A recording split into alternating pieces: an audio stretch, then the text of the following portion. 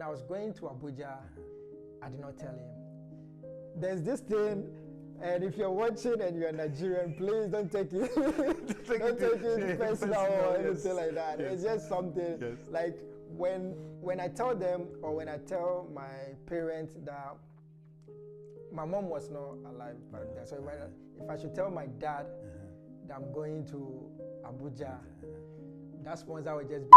What made you get in love with video editing, and who was that first person like maybe inspired you that time? You. I don't. Mama, it was you. So can I do like this? You're the one who started. And the way every time I used to see you guys were happy. Nobody could have even noticed you guys are going through that. We are 9 boys I'm in the telling apartment. What were you expecting? 9 boys returning from school. Baba, our neighbors were complaining a lot. You know, 9 African boys in one house. Yeah, in one house. Why are you paying €1 each?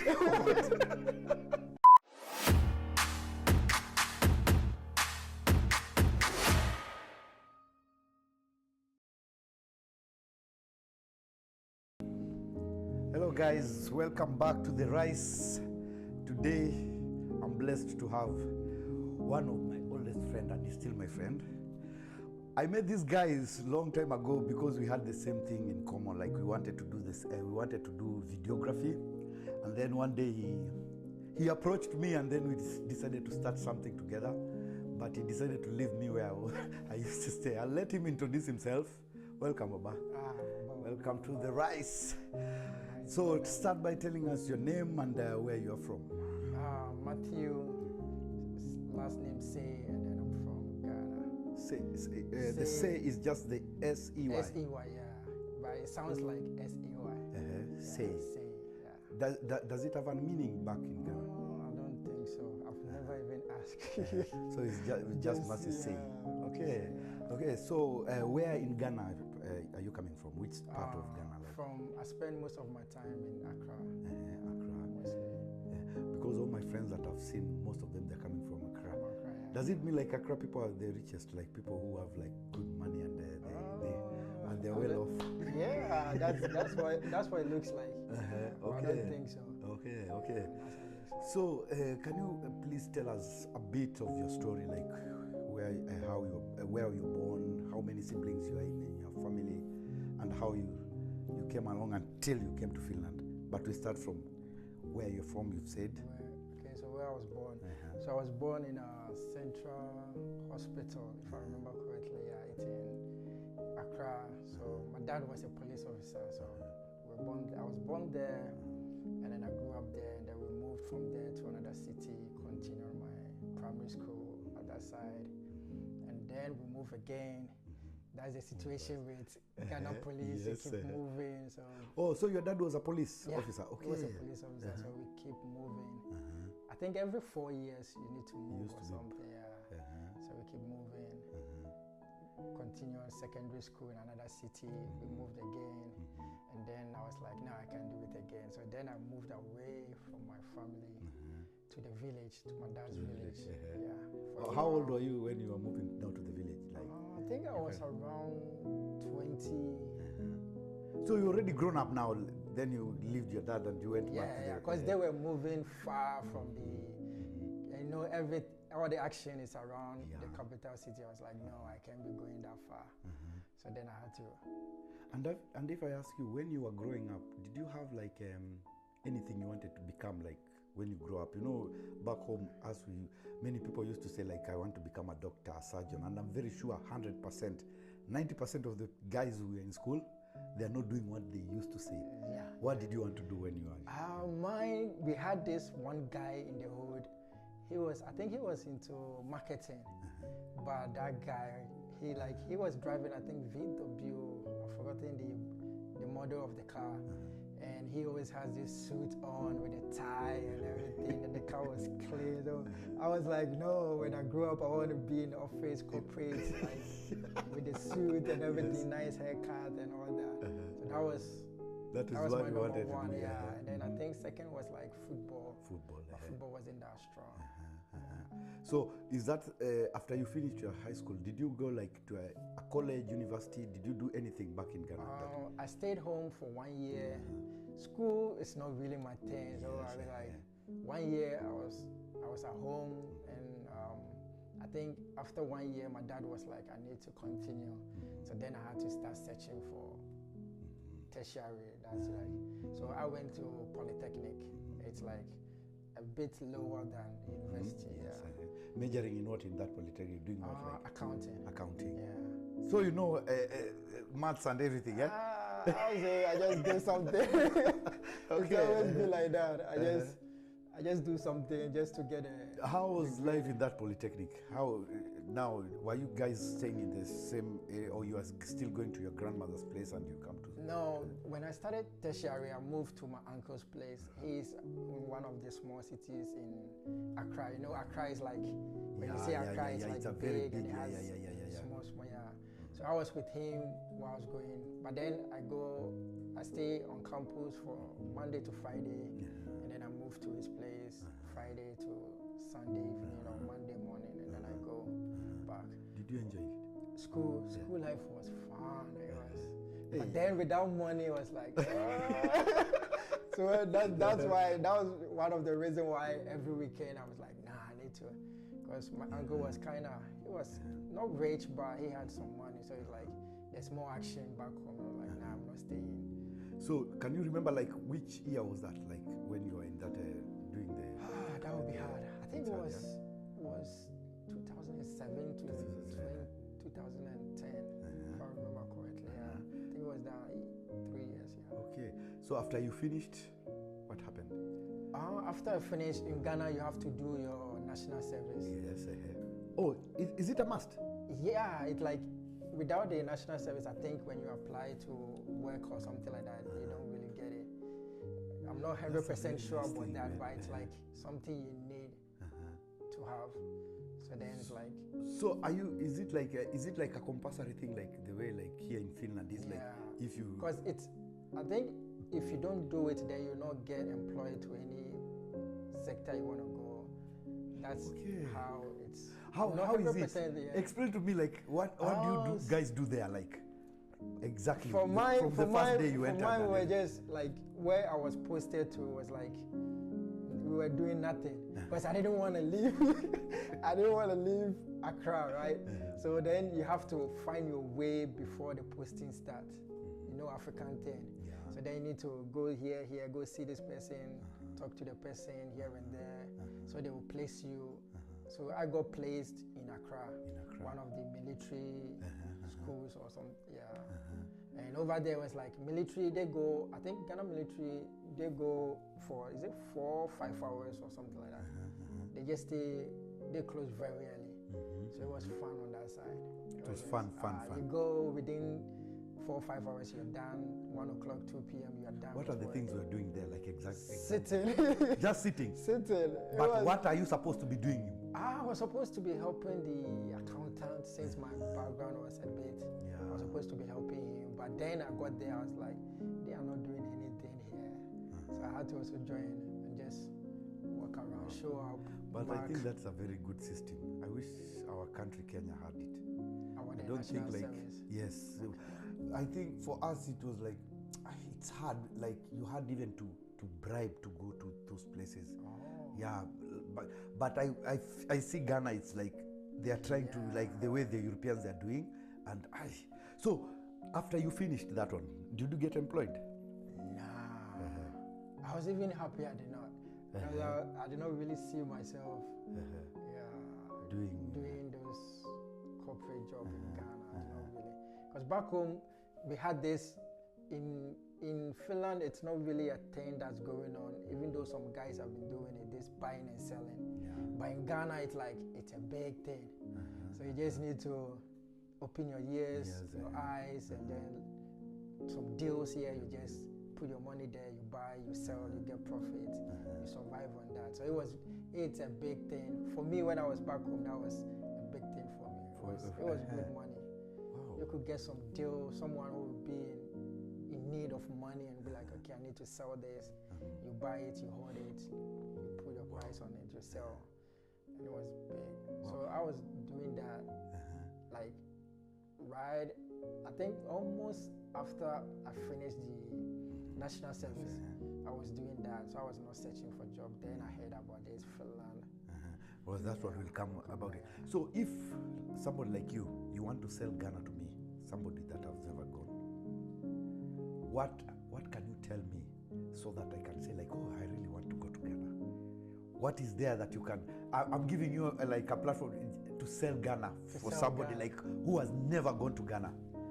What Ghana offers, like what do you think like is in Ghana? What am I going to see when I come to Ghana that I might not have seen in Kenya or in other countries that I'm coming? Tourist attractions, anything. I think it would be the beach, and then now I think real estate is really getting huge back home. I think if you want a good return on investment or something like that, then I think that would be some fraud. And the way we always hear like there's this notion like people saying like, oh, African countries crime is high, blah blah blah. How is Ghana like comparing the crime, and what type of crime that you can say like in Ghana, even in Accra, if I come there, I'll have just to be a bit watchful. I don't get like I've not really lived that much I mean like it's been a long time. Even if I go, it's like just 1 month vacation and all that. But yeah, crime is there. But everywhere there's crime. Yeah, everywhere there's crime. Yeah, you just need to protect. So it's not a crime that is going to make me like the way we can say like you're going to a place like Baghdad where you like you're feeling like there's no.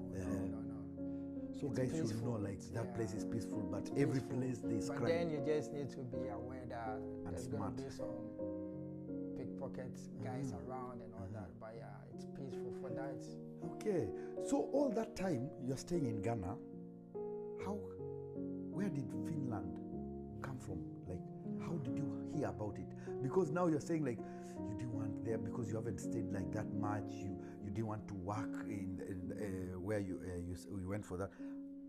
How did you know about Finland? It was through Facebook. Through Facebook? Yeah, but it was through a friend's picture. So I saw him with some white dudes. Because we finished the same year, and then we finished the same year, and I saw him on Facebook, and the picture was not really looking like Ghana, even though it was indoors. So I just hit him up, yo, where are you? Like, what's going on? And then he started telling me all the story, and it was interesting. I was like, yo, what was the first impression? Like after you saw the picture and everything, did you really want? Did you say like, I really need to go there? I think I talked to him. Europe wasn't really on my mind. Like traveling around wasn't really on my mind. Like at that time. But when I talked to him, he was talking about what you could do, the side, the money that he was getting, and all that. I was like, okay, this sounds interesting.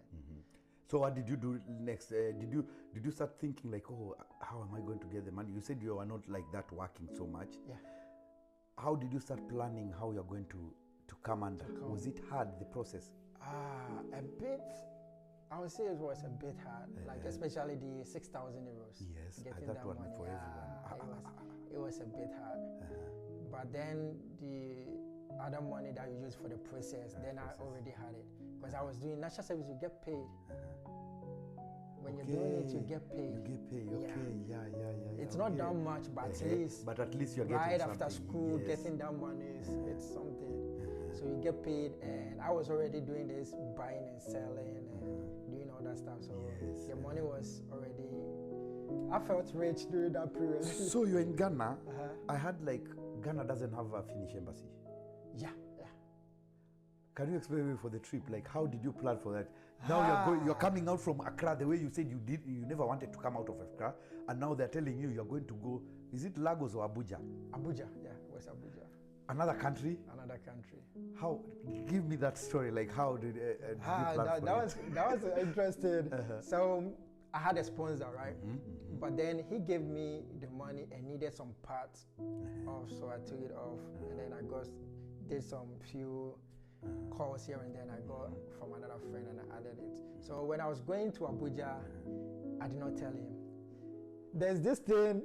And if you're watching and you're Nigerian, please don't take it. Don't take it personal or anything like that. It's just something like when I tell them, or when I tell my parents that my mom was not alive back then, so if I should tell my dad that I'm going to Abuja, that sponsor would just be like, "Yo, give me my money." I'll be like, "No way, there's no way this thing is true, it's real," or something like that. So just give me my money. So I had to be quiet. Yeah. So only my sister knew about the trip, and we were like 9 boys going for the trip. So it did not really feel like you were alone. Yes. So you use the road. You decided to use a bus, like. Yeah. How There's long no is money it? for the flights. How long was it, like the drive from Accra to Abuja? I think it was overnight. Because we slept in, was it Lagos or something like that, if I remember correctly. We slept there, and we wanted to take a night bus there. But then the Nigerians there were like, "No, don't do that. Don't go for that bus." So then we had to sleep. And even sleeping at that terminal, they were like, "Yo, don't sleep.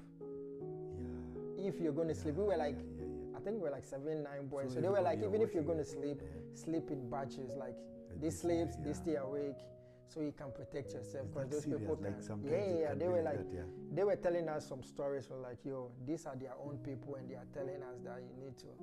So you got to listen to them." So we just need to. So we slept overnight, and then we took the morning bus from Lagos to Abuja. Did the process go smoothly, like when you reached, because you had appointments, or did you guys again stay there a bit in Abuja? When we went to Abuja, I think we stayed a night there too. So it was the next day that we had the interview. And I had this interesting story. We went to the bank, and you go with the euros, right? They were taking euros, the bank in Abuja. We went there, and their machine rejected, I think it was like 50 or 100 euros. And they were like, "This money is not fake, but the machine is not picking it, so we cannot accept it." And they were like, "How?" And I was like, then the guy was like, "We need to go get new ones, because this is not like," and we had the interview.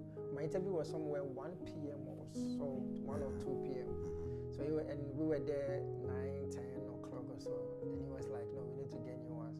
Then we asked him, "Okay, can you show us some forest bureau or something like that we can change?" And he was like, "Abuja, there's nothing like that. There's only black market." I'm like, "How?" And then we asked him, "What about the banks?" He was like, "No, you cannot change money in the banks. You need to go to the black market." So that. But the good thing is, because you guys were all together, like those 9, the way you went, so you guys were doing it together. So you are a bit like you are not like you are safe or anything. But within that period, I got a bit scared because the time frame, and then those guys had their own, I think somewhere close to the time we went to the bank. So they had to go to the embassy. But I had this one friend, I think his time was closer to mine. He came with me, so the guy at the bank told us what exactly we need to say. It was like, when you pick the taxi, tell the taxi guy you're going to this address. Don't tell him what you're going to do there, your business or whatever. So that's one thing about Nigerians. They keep warning you about their own people. Be careful. Like, tell him exactly where you're going. Don't tell him what you're going to do there. So we did that. We went to the place. There were so many of them. I think they will call them Alhaji, or you see them so many. And then we had one who was like, "Okay, I'll take the euros and take a bit of Ghana cedis to give you new one." And I was like, "Yeah, it sounds like a good deal." So we gave him Ghana cedis, and then the euros that they rejected at the bank, and then he gave us a new. And bear in mind, it could have been fake. It could have been. So we were just taking the risk. Exactly, we were just taking a risk. But when we go back to the bank, it was real, and then they accepted, and everything went through. Then we had to rush to the embassy. So you finished everything in the embassy? Yeah. How long did it take for you guys to get the results? And how are you feeling that process like? That was another story. Yes, because I'm imagining like you're excited. Were you excited first of all to come to Finland that time when you applied? Were you like, I want you to put me in yourself, like that moment after you've already gone to the embassy and now you're waiting? What are you telling your friends? No, How I were did you not. I feeling? did Or not you were really tell anyone. underwater. We call it underwater. Underwater. Yeah. I did not really tell anyone. It was just within just family. Yes. But then our batch, it was scary. Like they kept rejecting people. You call, and then it took long. I think it came after 4 or 5 months. It came very late. And when you call a friend like, yo, did you get yours? You'll be like, nah, they rejected me. I was like, fuck. So this thing is done everywhere, even in Kenya, in Tanzania. I'm very sure they were talking about that. Like you are calling each other, like, oh, how is it going? Hey, did you get or not? Exactly. So it stayed for quite a while. Long. So they were rejected. Were you already even broken-hearted, like, oh, I think I'm not going to get this thing? I think I was. Or you were confident? Not really. Like I was going on with my business already, trying to. But then too, like I've already put all my money into this. Yeah. Remember, right after national service, I felt I was rich. I had money in my bank account. I was like, okay, now I can buy something big and sell and make more money. And it went into this with all this process. And now this is happening. I was like, okay, what's next? So then we had email from the embassy, and they were like, we need additional information. That was another annoying part. I was like, yo, my sponsor has already taken part of the money out, and now they need additional information. That's my bank statement. Yes, and you need the money it has to be there. Like, it has to be there. Who are those people who explained to you like you're not supposed to be?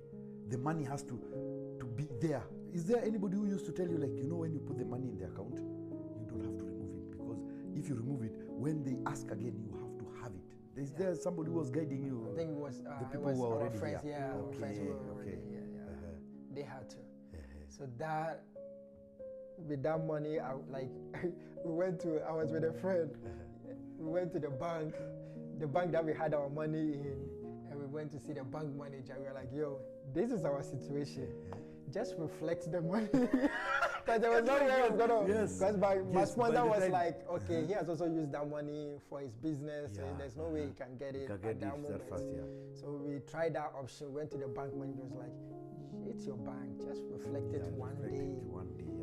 And they will pay you. Then in case they call, which I think they will not call, you just find a way to just like, the money is there or something like that. And then the guy was like, no, you cannot do that. So then I need to search for that part. And you've been given 14 days? Yeah, I think so. It was 14 days, like to at least send the additional. So what did you do? So then it was like so that was when I could not hold it anymore. I was like, okay, now I need help. And if you need help, you just ask. So that was when I started telling people, okay, this is the situation I'm in now. This is what I've done. This is what I need. So here, you ask people, they'll be like, nah, I don't have, here and there. So luckily it was one friend who was really like making money that time. I think if he's watching this, he will know. He's in Finland now. Okay. So shout out to him. Shout out to him. So he was making money back then. So I went to him, was like, yo, that's nothing, let's go. So I went to his place, I spent the night there. The next morning, I went with him and his girlfriend straight to the bank. They got me the money. I put it in my account. I printed a bank statement. I got it out for him. Is that is the only thing you wanted? Like, but people were like not willing to help like that. Yeah, I think it's either. Is it like they didn't want or they didn't believe you are good? They don't. Yeah, I think they don't really believe that. They were like, the stories you're telling us doesn't really. Because even my uncle I was staying with did not really believe the story, but I knew he had the money because he was making it. But then he would not really. So you took the additional. I took the friend's money, put it in, printed. But then I added, my dad is a police officer, so when they requested for the additional information, you added even I added so many stuff about Ghana police just for them to know. This is a soldier man. This is like, the boy from the like exactly. So there's no way there's gonna be any illegal stuff or something like that. So I just added every document from my dad's side. His paperwork, his police service, his salary, what. Just added everything. You're just putting everything so that Everything. they can choose whatever they want. Exactly. Uh-huh. Just place everything in there. And Wow. then they just... Then they get it. How long after that again? He stayed a bit. It stayed, I think, I don't remember correctly. But it many stayed- people who used to send like additional, it never used to pass like 3 to 4 days. No, they I tell always me, yeah. took longer than, I think it was like more than... I think because you gave out the Bible, everything. It was like this. It was like, I think it took more than a week. Yeah, more than a week. Then they were like, okay, you need to send your passport. Yes. You know, back then they were putting it in the... Oh, you came the time. Yeah, we came with that time. You know, for me, I came the first time when they started introducing the card. That was the first time I came, yeah. We came with the one in the... So you're like, you need to send your passport. And we went with the cheapest one. I think it was, what was it? I think UPS, or I don't remember if it was UPS. It was cheap compared to DHL. So we went with that one. And I had a funny story too about that. The passport got to Abuja, and you know, during that period there was something going on in Nigeria, like Abuja. So like, they told us this is the situation in Abuja. Abuja, yes. So there's no way their workers are going to work during. I don't remember exactly. I think they bombed some embassy or something like that in So Abuja. they distract like. Yeah, so it's like it was tension in that city. So they were like, no, there's no way we can pick your passport and bring it to you. So that was another headache. We went to that shipping, whatever. We told them, they were like, there's nothing they can do. It's like, okay, they should give us our return money. So then we went to DHL. And I'm like, DHL, they have some means. They were like, yeah, they can do it. So later on, they find ways to get people to pick the passport and bring it in. So they put the visa. Boom. Boom. It came. I saw it. What was the first thing you did after you saw it? You showed your dad. No, I called. You I called was your still dad, with yeah. my uncle. Yes. So I just called. So now I think I called people him. started believing now. No, I did not tell any Like like your uncle now. They so you know all these things you are doing under small. They were like, okay, they are skeptical a bit. Like maybe this thing is not going to work. But now when they saw the visa, they know like, okay, now this boy is going to Europe. Yeah, but I did not tell any of them like when it came. Yeah. Because then they did not really help me. So I was like, okay, let me just. Yes. Okay. Yeah, so I just my dad, my sponsor, my sister, like, okay, this is in. And now the next thing is just to get plane ticket and all that. So I think my uncle, I told him a day before or something like that. That, okay, the story I told you, if you remember, now it's here and I need to go. That was it. That is so good the way you did. Like you alone, all these things, and you finished because you believed you are going to do it yourself, even you didn't. Wow. Ha ha ha. So you got a plane. That was the first time you are. First time. How was the experience? Wow, first time. But I was with friends, so like, you know, the whole process. We were, I don't think none of them, I think it was first time for all of us. Yes, we were like 6 boys or so. So we went through the process. Like the chicken just following each other. Yeah, exactly. I remember even getting the plane ticket. We did not even know how. And all these agents were taking, I think they took some huge money, or like, just imagine. Yes. They're just taking money here and there to get it. So we had no experience when we were coming. Yeah, but it was fun. It was fun, yeah? It was fun. And you are going to a place. Did you have anybody who was going to meet you guys here now? Or you guys were already paid like the hostels you are going to come? Yeah, because it was a program that was going on with Vasa, the school in Vasa, the school back. So they had someone who was arranging the for where we were going to stay. But then they were going to meet us in Vasa, not Helsinki. So you guys had to come out from Helsinki, look for a train. Exactly. So we picked a taxi from Helsinki to the train station, and then we picked the train to. When was this? Which month? Which month? We came on, was it 31st December? But the year always conflicts. I don't know if it's I think it was 2011. It was 31st. So we came, there was snow all over the place. And you know, I'm imagining you're coming from Ghana, and I know Ghana is a sauna in Africa. It's sauna, completely. Then you're coming, it's negative. It's negative. They told us, so we got some jackets. Give me that, give me, because there's one, I had like, there's one lady I was talking to before, like, she was telling me, like, when she came out like this, boom, the pressure, like when you're open, like in the airport, the cold that it comes, you're feeling like, You feel it. this is what we are going to live with. Exactly. And there's this, I was talking to a friend the other time, there's this smell that you feel it. Now we don't feel it anymore. Yes, like when you because step you're out prepared of in the head, you're Exactly. already prepared. You know, like what is you are going to happen. Like When you step out of the airport, the first, back then was like, damn, we're here. you see, oh, this is snow. We are here, this is snow. So you guys took the train We took the straight to train Vasa. Straight to Vasa. So you go the places, you guys settled and everything. Yeah. Then when did you, the school was starting, after you guys arrived, how long was it until the school started? Or it's I already think we started? were late. We were a bit late. I think it started before the end of the year. Yes. That period. So we need to tap in and just continue. So we were late. Okay. So we started, I think, somewhere first week of. So you were studying about what? Still accounting things or business? International business. International business. Was it fun in school? Like now, comparing now the way you used to do it in Ghana, and then you're seeing like, oh, now you're coming to a place where like even the teacher can just stand there and you cannot like feel like, oh, this teacher, you have to stand when she's passing. How did you feel like the study, like in the study. yeah?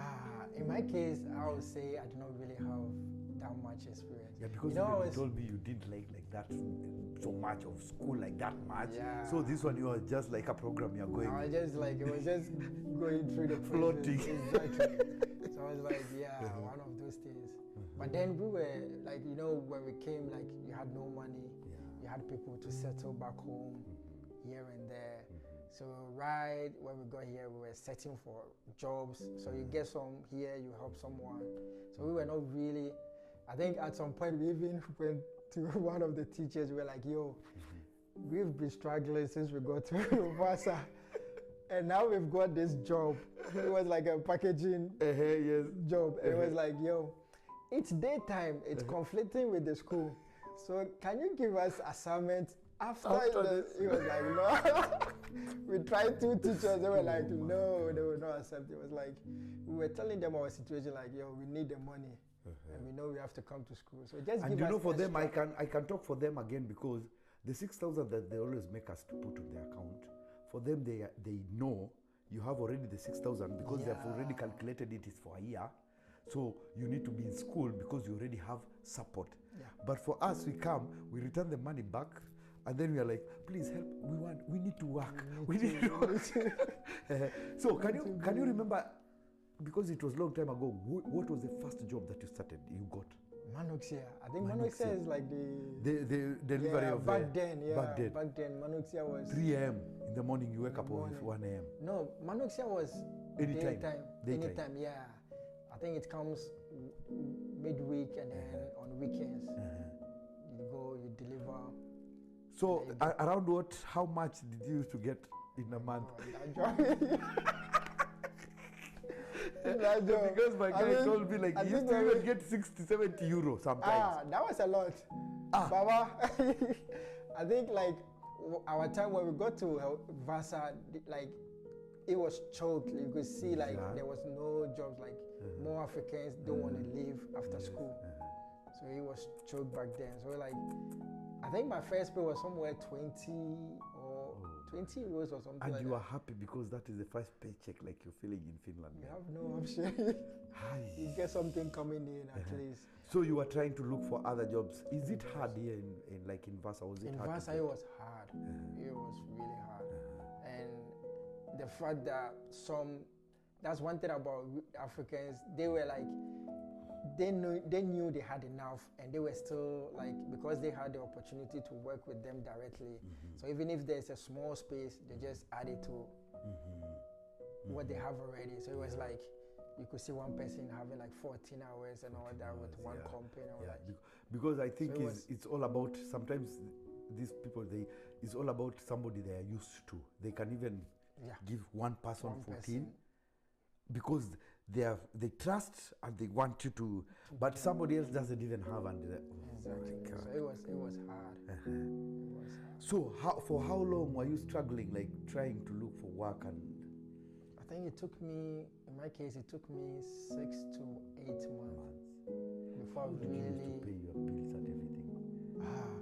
You know, Hustling, that's one thing too that it was like, I would say I'm grateful for. When we came, we were 9 boys, and the guy who got the house for us, he went for a big family house. yes, It was really huge. So he got us there. So we were like 9 boys in that apartment.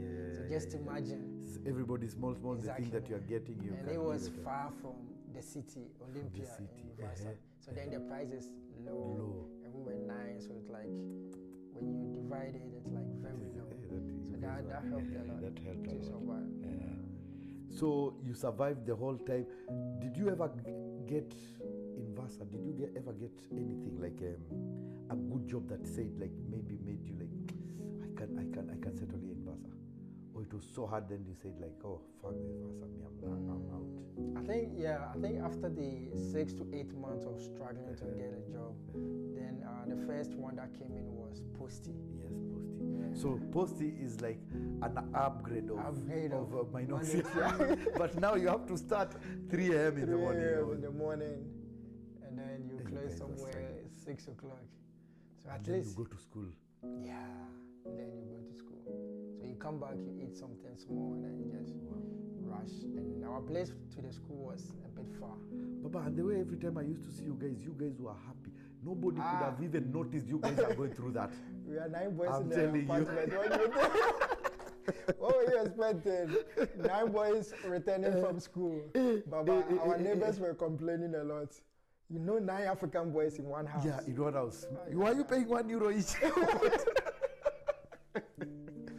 We were making noise, we were chanting, it was fun. Wow, It was really fun back then. So, all this thing you're doing, now I want to come to when you're doing all this thing. And then you started gym. Did you start gym back in your country? Because for me, I knew Mathew, that guy, the gym guy who loved the gym so much. Where did it start from? Was it from back home when you were in the youth? It was back home. But then it was like, just light yeah, with the back stones home, or what? we had something with the guys, you know, when in tertiary, right? Yeah. In school, when there's pool party, Yes. some occasion or something like that, we want to look good in the dress or the shirt or whatever. So that's when. So that it can hold. Exactly. So when we know it's Saturday, which normally happens back in school, we'll just start training somewhere. Tuesday, we'll just be going to some ghetto gym, lift all that. So we started back in Ghana before. So did it take you so long before you joined the gym or you started in school, like the gym in school? Do you guys have gym in school in Vasa? Or you started you started paying like for? Yeah, I think it was over a year. Because remember, first 6, 8 months you were struggling, so there's no enough money to think of food and monthly. I used to remember gym asking stuff. you, why are you picking this thing? Where are you going? Like until when you know me, I like doing things. Then I know this is the end. This is the end. So I'm trying to. You kept on doing it. Exactly. So how long? If I ask you, like you are practicing and everything, how long has it been? Like, can you know like how many years have you been lifting weights? I've not really it's not been consistent. Like So it has been. So for you, you can breaks. eat any food, or you used to do like certain food. Sometimes I go straight. Sometimes I just live life. Because I know Regine people, they are rich. Do you know? Rich. Because the food that they eat. Me, I eat sometimes. I used to eat like this breast. Yeah, chicken breast. Maybe once in 2 months. But you guys, I have a friend who always like have breasts. Yeah, that's true. Those expensive. No. You get more protein from that. So then Then there's one time you came and told me a very sad news. You told me, Alex, I'm moving from Vasa. I'm going to the city. I tried to discourage you, telling you like, why you struggling here? You think there where you're going is good? You are telling me, for you were seeing bigger picture. For me, I was like, man, why is he going there? Yeah, and you started getting, I think, no, that time, I think that there's a time that your job ended, and then I was trying to make, what made you change from Vasa after you completed school and everything? After I completed, I think I stayed a bit. Yes, In Vasa. But then, if you remember correctly, I think I had some clients, even though they were not paying that much, but then they were in Helsinki. Yes. So then I had to drive to Helsinki, time to Helsinki. Then the journey was kind of. So, because you've said you had some clients, people don't understand. What were you doing on your free time? Video editing. Video editing and video everything. shoot and all that. Yeah. What made you get in love with video editing, and who was that first person, like maybe inspired you that time? You. I don't. Mama, it was you. So can I do like this? You're the one who started. Because the first time I thought like you asked me about some software of editing. Because I thought like you wanted to start your own gym, like to do your gymming and everything. But every time, do you know, I feel so bad when I see the miles that you've gone and the way I'm just here, like I'm trying to but every time I see what you're doing, I feel so good. I'm telling you, I always tell everyone, like, you see this guy, look at this picture. Look, this is the video that he did the first, because it's always, you're going up and up and up. So when you started getting the customers, you felt like, and it's in Helsinki, you felt like, okay, now I have to move. Now I need to make the move, yeah. And then when I came, I think a couple of times I was like, here is fun. Like, you could see especially, Vasa, right after 6 p.m., the city is completely dead. But in Helsinki, you could see some activities going on. So was it hard when you started here in like in Helsinki, the first few months? I was with a friend, so it wasn't that hard. But then finding your way here and there was a bit. So you got a job here, you just decided to look for any job, at least before you started continue with your photography and everything? Yeah. When I came, I did not get a job right away. I was applying, but I was not really, So I was just, and back then I was on this unemployment from PAM. Benefit, from the private one, So I was on them, and I had some few months left to go back to work. So I was there before later on I think I was here for 3 months before I got a job. Okay, so you got a job then how did photography take over from there now, going and everything then? From that time you got a job, did you used to go to work and you do your photography? Then you do, it's vice versa? So I was doing that mostly on weekends. So then I need to, I think before I got a job, when they did the interview, I told them, okay, this is my situation. Saturdays, Sundays, I cannot come here because that's when I place my shoot and everything with my clients. So I had to tell them way ahead before I even started. So they understood that, okay, this is my situation. I cannot come here on weekends. So that was the deal I got with them. Then there's one call. One day you called and said, Alex, I think I'm going to quit these other jobs being employed. I want to do full-time content creating. How in the world in your head, like you can think like, okay, now I'm taking a risk. It's not like I'm saying that you used to get so much, but now you said like you wanted 100%. And I was scared because I thought like, you want like to just quit. You don't want to be employed anymore. You just want to employ yourself and concentrate on this. How did it come about to that? Like what did you see and you said like, if this guy is doing, even me, I'm going to do. Is there anything that made you feel like you need to? I think in my case it was the brand deals I was getting, and then I had a good, I think I will not say luck, if I should put it that way, but I had these good clients. They are in the UK. They came in, but back then I was editing for people here and there, but it wasn't like they were not like okay, they consistent or something like that with the. But when I had this UK client, he was like, he sat me down and he was like, this is our situation. We need an editor. and we want to put you on a monthly salary. So that was the deal they brought in. And I saw the money. Initially, I was like, nah. Because then I was trying to price myself high. But then when I sat back, I was like, I can easily replace the jobs that you're doing. Yeah. You're doing something. Even though I don't really know them that much, I had a little bit of trust. I was like, okay, let me just trust these people and replace that with what I was doing, getting monthly. And this time around, I can have the time to just be at home, wake up anytime I want, work on my own terms. So I think their deal was the one that really hit. I was like, okay, now let's take it and just drop everything else. So you did it for like how long? Like when you stopped working like normal, you continued like taking those deals for how long? Because I want to come to now. Then you started thinking about YouTube. Yeah. Because that one was just because of you are getting clients and everything. So for you that time, yes, you are doing YouTube, but I think you are not thinking about like YouTube can pay.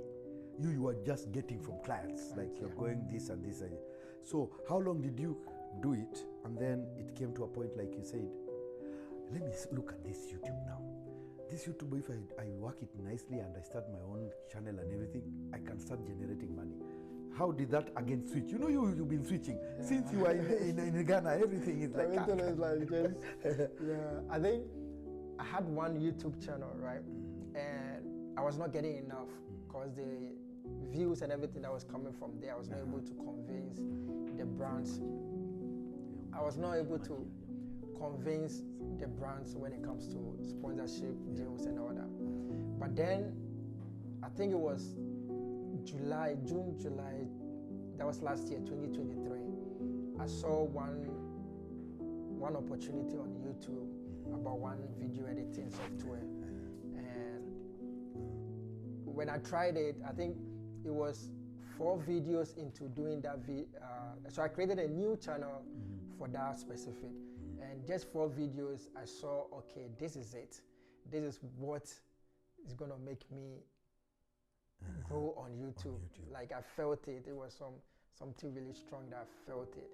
So then I just kept doing it more of that. So during that period, I was not taking any shoot in Helsinki, any client shoots. Because, you know, they were not really, they come, you give them their price, they beat it down. And then I was also thinking of, what if I put in that energy in my thing I'm doing, exactly, with my YouTube and everything. Because I had a feeling, and I've heard so many stories on YouTube that it pays well. So I was like, if I put that energy in my business and it grows, I can get times 10 of what these people want to pay me in Helsinki. So during June last year, 2023, I was like, every client that comes, I just push them to other people. So I was not doing any, so I just went straight YouTube. So, how is YouTube? Fun. Fun. Fun. Good money, eh? Good the way you're smiling, eh? Hey, Charlie. Good money, fun. So it's money. Like it's giving you like you can even plan your own things. You know how to plan. There's nobody else. Freedom. Freedom. If it pays, freedom. I think I will look for you another day. Like I really want us to do like a video of you trying to teach me on how, because you have to crack this thing. This thing is just not putting posts and you just post. Yeah. There's a time I heard Mr. Beast saying he can lose all his accounts and he will start another new one with another name and he will still build this thing. I think there's a way you can build this thing, but and I know you guys now have started realizing it, and you're giving us small details. So if somebody is really want to know, I think we can do one video about that one and we start planning slowly and everything. That would be nice. So there's now a shocker. Bigger drums. Again, another change.